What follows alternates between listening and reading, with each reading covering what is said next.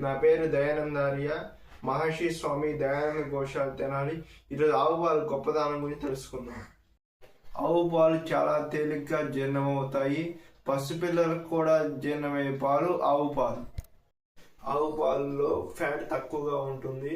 గుండె జబ్బులు ఉన్న వాళ్ళు తాగితే ఆవు పాలు తాగితే చాలా ఆరోగ్యానికి మంచిది. ఆవు పాలు వల్ల రోజు ఆవు పాలు తాగితే సన్నగా ఉన్న వాళ్ళు లావు అవుతారు, లావుగా ఉన్న వాళ్ళు సన్నగా అవుతారు.